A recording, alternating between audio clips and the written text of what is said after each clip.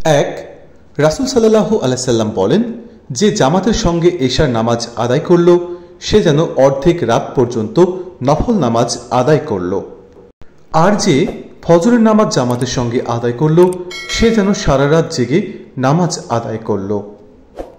2, রাসূল সাল্লাল্লাহু আলাইহি সাল্লাম বলেন, ফজরের 2 রাকাত নামাজ দুনিয়া ও তার সবকিছুর চেয়ে উত্তম।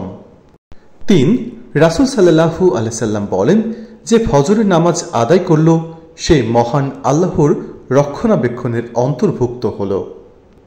4, রাসূল সাল্লাল্লাহু আলাইহি সাল্লাম আরও বলেন, সেই মানুষটি জাহান্নামে যাবে না যে সূর্যোদয়ের আগের এবং সূর্যাস্তের আগের অর্থাৎ ফজর ও আসরের নামাজ আদায় করে।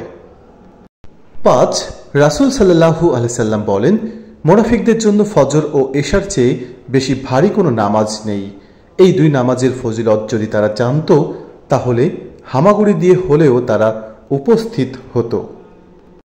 6, খলিফা হযরত উমর ইবনে খাত্তাব রাদিয়াল্লাহু তাআলা এর বরাতে একটি হাদিস জানা যায়। রাসূলুল্লাহ সাল্লাল্লাহু আলাইহি সাল্লাম নাজদের দিকে এক অভিযানে একটি সেনাদল পাঠান। তারা প্রচুর গনিমতের সম্পদ অর্জন করে তাড়াতাড়ি ফিরে আসে। তাদের সঙ্গে যায়নি এমন একজন বলেন, অল্প সময়ের মধ্যে এত পরিমাণে ভালো গনিমত নিয়ে এদের চেয়ে তাড়াতাড়ি আর কোনো সেনাদলকে আমরা ফিরে আসতে দেখিনি। তখন রাসূলুল্লাহ সাল্লাল্লাহু আলাইহি সাল্লাম বলেন, আমি কি তোমাদেরকে এমন একটি দলের কথা বলবো না যারা এদের চেয়ে তাড়াতাড়ি উত্তম গনিমত নিয়ে ফিরে আসে? যারা ফজরের নামাজে জামাতে হাজির হয়, নামাজ শেষে সূর্যোদয় পর্যন্ত বসে আল্লাহ তাআলার জিকির করতে থাকে, তারাই অল্প সময়ের মধ্যে উত্তম গনিমত সহ প্রত্যাবর্তনকারী। 7, সাহাবী আনাস রাদিয়াল্লাহু তাআলা বলেন যে রাসূলুল্লাহ সাল্লাল্লাহু আলাইহি সাল্লাম বলেন, রাতের অন্ধকারে মসজিদগুলোই যাতায়াতকারী ব্যক্তিদের কিয়ামতের দিনের পরিপূর্ণ নূরের সুসংবাদ দাও। 8, ফজরের সময় ফেরেশতাদের পালাবদল হয়, আর এ সময় বান্দা যা কিছু করে ফেরেশতারা আল্লাহর কাছে তা পেশ করেন। এক হাদিসে রাসূল সাল্লাল্লাহু আলাইহি সাল্লাম বিষয়টি চমৎকারভাবে তুলে ধরে বলেন, ফেরেশতারা পালাবদল করে তোমাদের মাঝে আগমন করে, একদল দিনে একদল রাতে। আসর ও ফজরের নামাজে উভয় দল একত্র হয়। তারপর তোমাদের মাঝে রাত যাপনকারী দলটি উঠে যায়। তখন তাদের প্রতিপালক তাদের জিজ্ঞাসা করেন, আমার বান্দাদের কোন অবস্থায় রেখে এলে? অথচ তিনি তাদের ব্যাপারে সর্বাধিক অবগত। জবাবে তারা বলেন, আমরা তাদের নামাজে রেখে এসেছি, আর আমরা যখন তাদের কাছে গিয়েছিলাম তখন তারা নামাজরত অবস্থায় ছিলেন।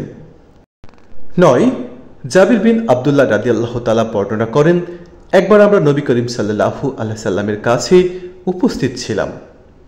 তিনি রাতে পূর্ণিমার চাঁদের দিকে তাকিয়ে বলেন, ওই চাঁদকে তোমরা যেমন দেখছো ঠিক তেমনই অচিরেই তোমাদের প্রতিপালককে তোমরা দেখতে পাবে। 10, রাসূল সাল্লাল্লাহু আলাইহি সাল্লাম বলেন, তোমাদের কেউ যখন ঘুমিয়ে পড়ে তখন শয়তান তার ঘাড়ের পেছনে 3টি গিঁট দেয়। প্রতি গিঁটে সে এই বলে চাপড়ায়, তোমাদের সামনে রয়েছে দীর্ঘ রাত, অতএব তুমি শুয়ে থাকো। তারপর সে যদি জেগে আল্লাহকে স্মরণ করে তাহলে একটি গিঁট খুলে যায়, ওযু করলে আরেকটি গিঁট খুলে যায়, তারপর নামাজ পড়লে আরেকটি গিঁট খুলে যায়। তখন তার প্রভাত হয় উৎফুল্ল মনে ও অনাবিল চিত্তে, না হলে সে সকালে ওঠে কলুষ কালিমা ও আলস্য নিয়ে। প্রিয় দর্শক শ্রোতা মণ্ডলী, ভিডিওটি সম্পূর্ণ দেখার জন্য সকলকে অসংখ্য ধন্যবাদ জানাই। ভিডিওটি ভালো লাগলে আমার চ্যানেলটিকে সাবস্ক্রাইব করুন এবং পাশে থাকা বেল আইকন বাটনটিতে ক্লিক করুন। লাইক, কমেন্ট এবং বেশি বেশি শেয়ার করতে থাকুন।